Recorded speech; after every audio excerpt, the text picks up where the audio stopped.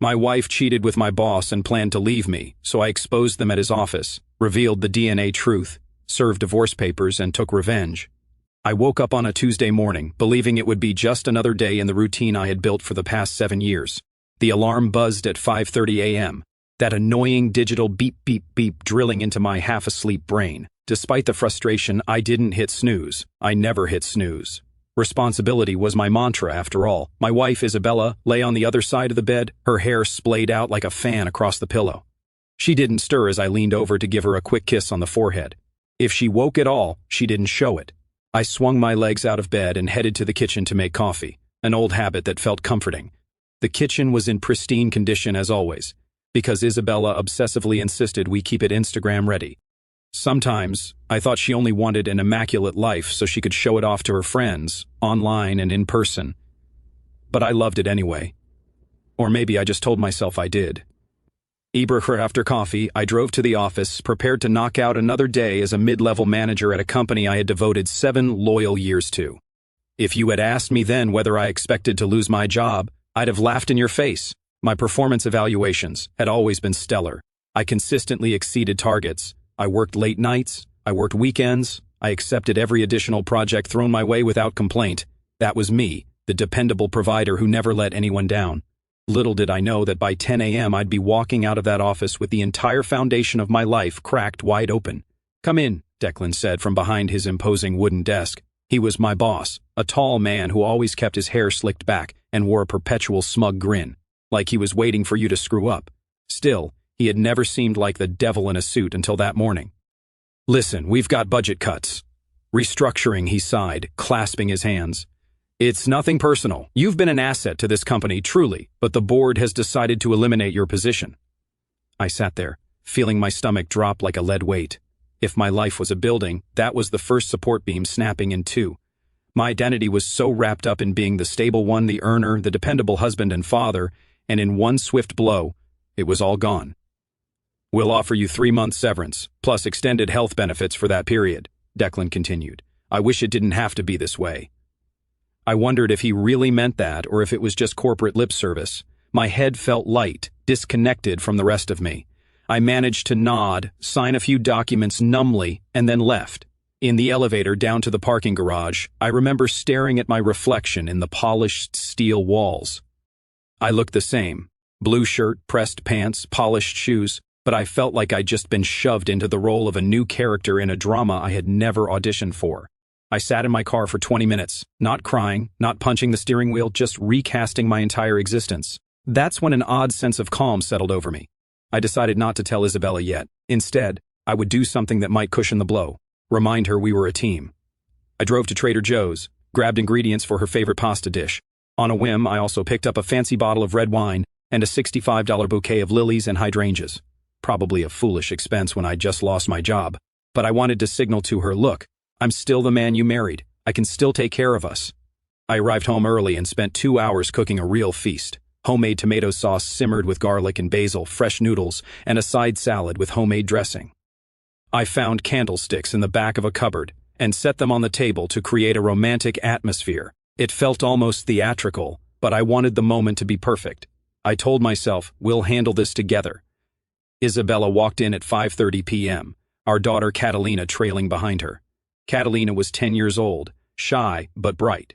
She had just returned from her piano lesson, and usually, she'd greet me with a little wave and half-smile. This time, she just stood there, wide-eyed, sensing the tension in the air that I hadn't even realized was there. "What's all this?" Isabella asked, standing with one hand on her hip. She wore a crisp blazer, high heels, and had her nails done in some elaborate pattern.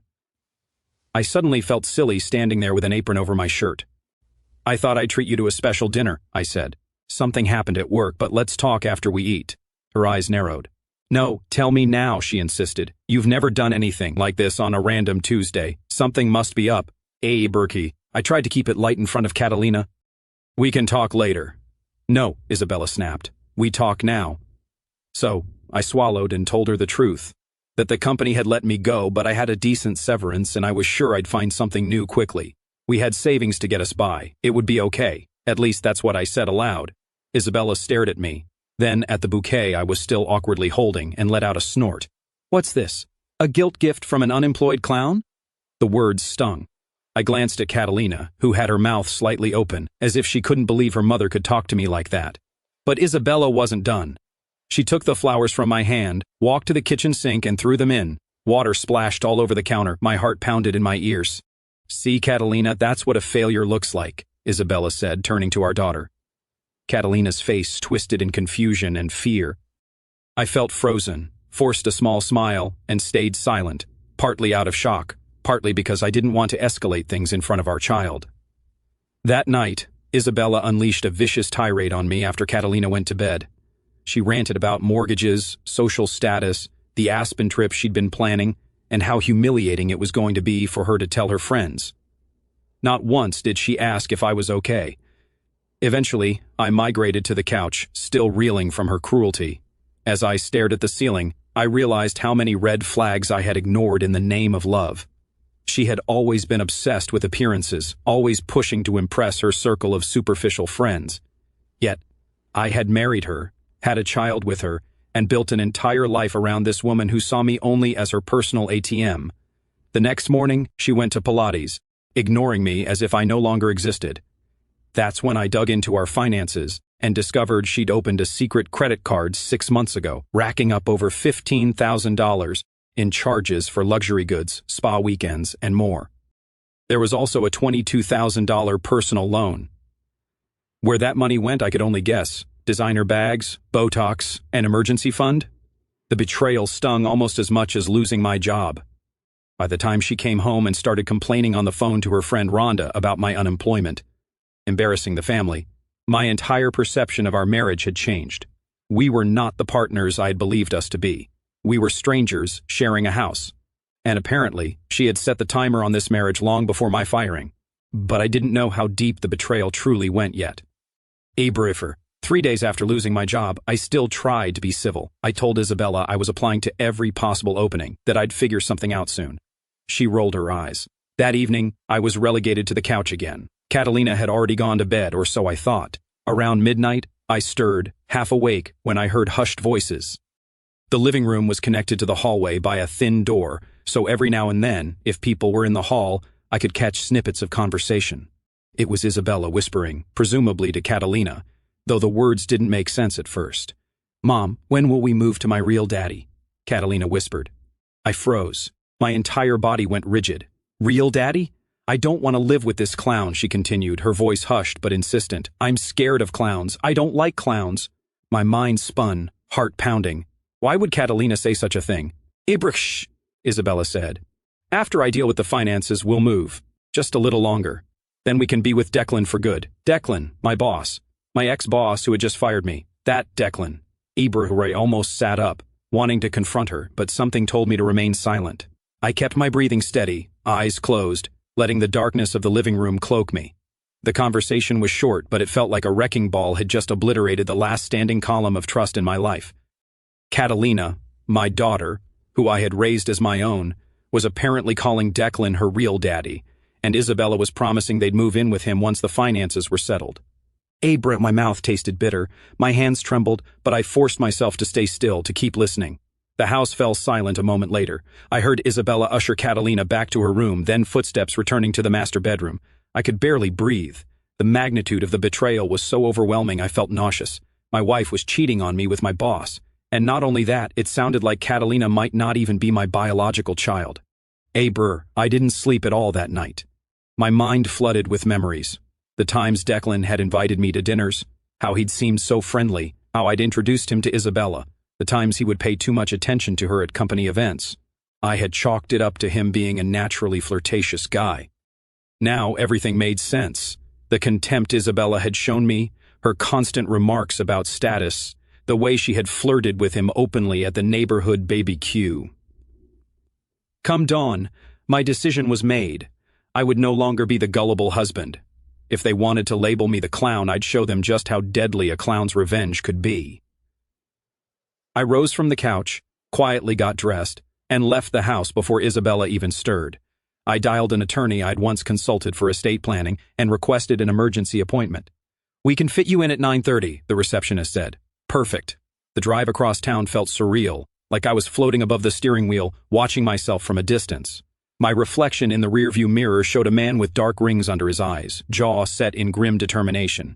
The attorney was a no-nonsense woman named Margaret Bennett, known for handling high-stakes divorce and paternity cases. I explained my situation, every humiliating detail, losing my job, discovering the affair, overhearing that Declan might be Catalina's real father. Margaret's eyebrows arched when I mentioned that name. "Declan Carter?" she asked, tapping her pen on a notepad. "Isn't that the CEO of your company?" "Yes," I said. "I want to consider alienation of affection suits, paternity fraud suits, whatever can be done. I'm beyond caring about decorum." Margaret nodded, flipping through statutes and highlighting a few passages in a thick binder. "Alienation of affection is recognized in some states," she explained. "We'll need proof of a genuine affair that harmed your marriage. Since you've also mentioned paternity fraud, that further complicates the picture. We'll need a DNA test for your daughter. Thorough documentation, text, messages, if possible, any evidence of a relationship between your wife and this man." I leaned forward, voice steady. "I'll hire a private investigator. I want photographic or video proof. She's planning to leave me as soon as the finances are in place. I heard it with my own ears." Margaret's gaze was unwavering. "Then do it swiftly. Once you gather your evidence, we can proceed with a lawsuit. But be aware, these suits can get messy. If your wife and Declan attempt to bury you in legal fees, it might be a long battle." Broke. I clenched my jaw, nodding. "I'm prepared. I want them to pay. Both of them." She handed me a folder of forms to fill out, instructions for serving divorce papers, and how to go about a paternity test discreetly. She also recommended a reputable private investigator. We parted ways after I wrote a retainer check, and as I walked out of her office, I felt a strange sense of dark satisfaction. If my wife and Declan thought they could humiliate me without consequences, they were about to learn the hard way that I wasn't the nice, docile man they assumed. That very afternoon, I contacted the private investigator Margaret recommended, a man named Carl Donovan. He was ex-military in his late 40s, with a calm demeanor and a voice like gravel. He listened to my story with a professional distance, then asked concise questions. "Do you suspect your wife meets Declan in person on a regular basis?" Carl asked. "Yes," I said, my bitterness barely contained. "Probably at his office or in random hotels." Carl jotted down notes. "I'll start with her daily routine, track her movements. If they're as brazen as you think, it won't take long to catch them in the act." I gave him photos of Isabella, her license plate number, a schedule of her Pilates classes, spa days, everything. Carl nodded, saying, "I'll be in touch as soon as I have something." It took less than a week. On a Tuesday afternoon, I got a text message from Carl. "Got them. Check your email for photos. She's with him right now in the parking lot of a Marriott, doing something you won't want to see. Sorry, man." My stomach clenched, and my hands shook as I opened my email. The pictures were explicit in their implication.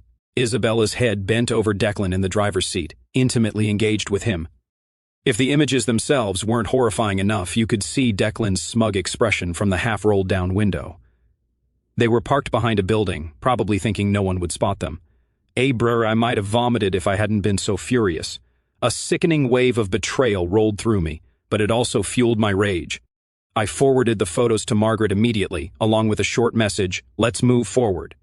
I didn't confront Isabella yet. I continued my charade of looking for a job, letting her believe I was clueless. In truth, I was orchestrating a far bigger takedown. Not only did I want a divorce with everything stacked in my favor, I wanted to drag Declan's reputation through the mud. In my state, there were still archaic laws on the books that would let me sue him for alienation of affection, especially if I could prove the affair started before my job was terminated. Coupled with paternity fraud, if indeed Catalina wasn't my child, he'd be facing a scandal that could cost him dearly. Catalina was my biggest worry in all this. She was still an innocent kid, no matter who her biological father was. I loved her, even with the overheard conversation. I knew she was repeating what her mother told her. Kids are easily manipulated, especially if they think they're just pleasing the adults around them. But I needed the truth, so I arranged a secret DNA test. It wasn't complicated. I used a discreet mail-in kit. One night, while Catalina was asleep, I took a swab from her toothbrush, carefully following the instructions. For my own sample, I swabbed my cheek, sealed everything, and mailed it in. The wait for the results felt interminable, but I had enough fury fueling me that I managed to keep up the facade at home. 2 weeks later, the results arrived. 0% probability of paternity. Catalina was genetically not my daughter. I felt something akin to a massive iron door slamming shut in my soul. a swirl of heartbreak, anger, disbelief, and an odd sense of liberation. Everything Isabella had built was a lie from day one. If she had been cheating on me with Declan for longer than Catalina's entire life, it meant the betrayal was so deep I would never see the light on the other side of it. That same day, I contacted Margaret, who confirmed that these results could be crucial in a paternity fraud suit. She also reminded me that Catalina's best interest should remain a priority. "You have no legal obligation toward a child who isn't biologically yours," she said. "But the emotional bond is another matter. You have to decide how involved you want to be moving forward." I stared out my apartment window. I'd quietly leased a small place near Catalina's school, anticipating a separation. "I don't know," I said. "I'm furious, but I also care about her." "Think carefully," Margaret urged. "This is going to get very messy." I hung up, my heart heavy but my mind set on the path ahead. Isabella had sown these seeds of destruction, and she would reap them. While continuing to build my new consulting partnership with my friend Russell, he was the only one I halfway trusted at this point, I meticulously prepared for the final showdown. The lawsuits were being drafted.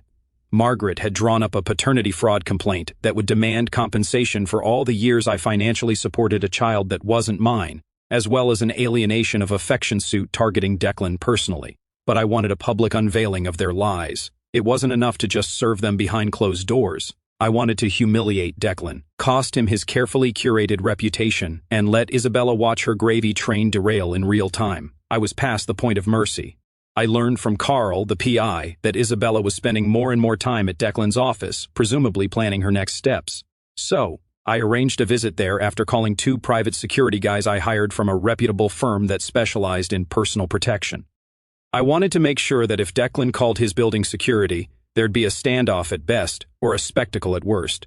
Both outcomes I was more than okay with. Abracri. It was a Thursday afternoon. The sky was overcast, threatening rain. I arrived at Declan's office building, an imposing glass tower downtown, accompanied by my 2 hired guards, both tall, broad-shouldered men in simple black suits. One was named Baxter, the other Juan. They knew the plan. We would serve Isabella with the divorce papers, the paternity fraud papers, and the lawsuit notice. We would also make sure Declan got served. But first, I had orchestrated a bigger bombshell. I had discovered that Declan was not only cheating with my wife, he'd apparently had an affair with the wife of one of the company accountants, a man named Gerald, who was built like a linebacker. The PI had found damning evidence. Photos of Declan and that accountant's wife together in a hotel bar, then heading to a room. That man, Gerald, had every reason to hate Declan as well. So, I'd quietly tipped him off with an anonymous message, "Come to your boss's office at 4 p.m. tomorrow if you want to see the truth." I attached a short video clip of Declan and Gerald's wife. That was enough to get him raging. At 3:55 p.m., I was in the lobby. My 2 guards and I entered the elevator. I pressed the button for the 20th floor, my heart pounding with anticipation. The building security eyed us warily, but I had a visitor's badge. Declan's admin had arranged it weeks ago when I was still an employee. No one suspected anything, not yet. When the elevator doors opened, I spotted Isabella at the reception desk. She was dressed to the nines. A tight pencil skirt, fitted blouse, heels that elongated her already shapely legs. Her hair was styled in soft waves, makeup flawless. She'd never looked like that for me, not for years. She smiled until she saw me. Then her face fell. "Brick James, what are you doing here?" She stammered, stepping away from the desk. "I came to see Declan," I said, forcing a pleasant tone. "Is he in his office?" She glanced at the 2 men behind me, obviously confused. "He's in a meeting." "I'll wait," I said. The receptionist behind the desk was too intimidated by my guard detail to say anything. A couple of other employees watched from the corner of their eyes, sensing tension. I didn't bother trying to hide it. Just then, the accountant, Gerald, burst out of the elevator. He was a big man, easily 6'3", probably pushing 250 pounds of muscle. He marched straight up to Isabella and me, chest heaving as if he'd just run a marathon. "Where is he?" Gerald barked. "That son of a bitch is dead." Isabella's eyes went wide, flicking to me, then back to Gerald. "Wait, what's going on?" "Go ahead, Isabella," I said, voice cold as ice. "Tell him where Declan is, unless you want me to do it." She gave me a look of pure panic, then tried to smooth it over. "He's in the conference room, but please, let me get him for you." "Oh, I bet you'd love to get him," I sneered. "Just like you did in that Marriott parking lot, right?" Her face flushed crimson, a mixture of anger and embarrassment. "You have no what you're talking about. I pulled out my phone and tapped a few times, showing a photograph of her with her head in Declan's lap.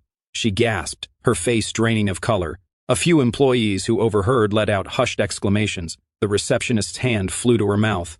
The tension in the lobby soared. You think I didn't know? I said, stepping closer so only she could hear. I've been collecting receipts, Isabella. Before she could respond, Gerald roared, "Where is Carter?" Then he stormed down the hallway toward the conference rooms, ignoring the receptionist's feeble protests. Isabella tried to follow him, and I seized the chance to walk beside her, my guards in tow. We reached the large, glass-walled conference room. Inside sat Declan, 2 board members, and the company's HR director. They all turned to look as Gerald banged the door open so hard it ricocheted off the wall. "Jesus, Gerald, what the hell?" Declan stood up, confusion twisting his features. Then he spotted me. His eyes flickered with something like fear. "What's going on here?" She broke. I couldn't help the smirk that tugged at my lips. "We've got business, Declan. Personal business." Isabella tried to put on a calm facade. "Can we please step out and talk about this privately?" She glanced nervously at the board members, who all looked thoroughly scandalized. "No," I snapped, loudly enough that my voice echoed in the glass-walled room. "We're going to do this right here, where everyone can see. Because this man," I pointed at Declan, "thought he could fire me, take my wife, ruin my life, and get away with it." Declan's face went pale. "This is some kind of joke." "It's not a joke," I said. "I have evidence that you've been sleeping with my wife for years." "And guess what else I found out? My daughter, Catalina? Yeah, she's actually your daughter, biologically speaking. Want to deny it?" I tossed a sealed envelope onto the conference table. "DNA results, 0% chance she's mine." The HR director let out a small gasp. One of the board members stood, mouth slightly open, looking from me to Declan. The second board member whispered something to the first, eyes wide. Gerald stepped forward, pulling out his own phone. "You piece of filth," he snarled at Declan. "This is you with my wife." He pressed play on a video clip. Too grainy to be public porn, but it clearly showed Declan walking into a hotel room with a woman who was definitely not Isabella. "Keep Brufree's cheating on you too, Isabella," I sneered. "Or did you think you were his only mistress?" Isabella's eyes darted from me to Declan. "How could you?" she hissed at Declan. "You said you loved me. You said we'd start a new life after I left James." Declan raised his hands, stammering, I don't know what any of you are talking about. You can't prove anything. This is slander." "Slander?" I let out a cold laugh. "My attorney will be very interested in hearing that. Actually, let me do one better. Allow me to introduce these gentlemen." I nodded at Baxter and Juan, who stepped forward. Baxter, in a perfectly calm voice, said, "Declan Carter, you're being served with a lawsuit for alienation of affection, among other claims. Here are the papers." He handed a stack of legal documents to Declan, who looked too stunned to speak. Juan turned to Isabella. "Isabella, you're being served with divorce papers and a suit for paternity fraud." He held them out, and when she didn't immediately take them, he dropped them onto the table with a thud. Isabella's face contorted, tears beginning to well up. "James, can we please talk about this?" she pleaded. "Talk?" I snapped. "Sure, let's talk. Let's talk about how you told Catalina I was an unemployed clown. Let's talk about how you planned to move in with Declan once you siphoned enough money from our joint account. Let's talk about how you laughed at me, called me worthless, and never once asked if I was okay after I got fired. I was done with you the moment you threw those flowers in the sink and called me a failure in front of our daughter. But now you're dead to me." Declan found his voice. "I'll call building security," he growled. "This is trespassing and you're harassing my employees." I signaled to Baxter and Juan. "They're with me. I doubt your building security is going to intimidate them. But by all means, go ahead." Declan yanked out his phone. Gerald, however, moved faster. He grabbed Declan by the collar and slammed him against the glass wall with a resounding thunk. The entire conference room shook. "You ruined my marriage too," Gerald hissed through clenched teeth. Then he slapped Declan hard across the face. Declan's head snapped to the side, a flush of red blossoming on his cheek. "And you fired James after sleeping with his wife. You're scum." In a panic, Declan tried to scramble away, but Gerald shoved him to the floor, delivering another blow to the boss's jaw. I could see blood at the corner of Declan's mouth. One of the board members cried out, "Stop! Someone call for security!" "I'm not done," I hissed, leaning over Declan. "I want you to know this is just the beginning. I'm going to bury you in legal fees. I'll destroy your reputation. I've already got a new business lined up with a competitor, and they were thrilled to know you're about to be embroiled in a scandal." Isabella rushed forward, tears streaming. "James, don't do this. We can figure something out." "Figure out what?" I said, stepping back from Declan. "You've already got everything you need, right? Except all that money you stole out of our account is half mine, and I'm going to fight you for every last cent. Oh, and that lavish lifestyle you love so much? That ends today." Declan spat a bit of blood onto the conference room carpet, wincing as he tried to stand. You bastard. You can't pin everything on me. You were incompetent at your job. That's why I fired you. Isabella complained about you for years, said you were worthless. I let out a hollow laugh. You two deserve each other, but guess what? She's not the only one you were screwing behind my back, so maybe you deserve to be alone. Or maybe you can keep collecting women like trophies. It won't matter when your career is torpedoed. Gerald, adrenaline still pumping, grabbed Declan's phone and chucked it across the room. It hit the wall and shattered to the startled gasps of the HR director and the second board member. That was apparently the last straw for building security, who came rushing in.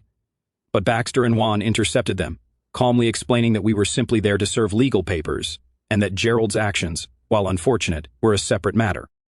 Security started pushing, and Baxter calmly but firmly pushed back, preventing them from laying hands on me or Gerald. "Let's go," I finally said, signaling to Gerald to step away. He hesitated, glaring down at Declan's writhing form on the floor. "You're lucky I don't end you," Gerald muttered. Then he stomped out of the room, leaving Declan bloodied and humiliated. The HR director looked like she might faint. As for Isabella, she stood in the middle of the wreckage, tears streaming down her cheeks. She reached for me, but I stepped out of her grasp. "James," she whispered, "we can talk. I'm sorry. Please let me explain. I don't want your explanations," I snarled. "But I will see you in court." I pivoted on my heel and strode out, Baxter and Juan at my sides. When the elevator doors finally slid shut behind us, I let out a long breath. My heart thundered in my chest, a storm of emotion swirling inside, but I felt an odd sense of triumph. I knew the real battle would be fought in courtrooms, not in that conference room. But I had wanted to see the look on their faces when I revealed the truth. And I got it. I got it in spades. After months of grueling legal warfare, I prevailed on every front. Declan resigned under pressure from the board, publicly disgraced by the alienation of affection lawsuit and the revelations of multiple affairs. Isabella faced paternity fraud charges. The court ordered her to repay me a substantial sum for the years I'd supported Catalina. Though Catalina was Declan's biological child, I chose limited visitation to maintain our emotional bond. Gerald divorced his wife and joined me as an accountant in my new venture. When the final gavel fell, both Isabella and Declan paid financially and socially for the lies they had spun.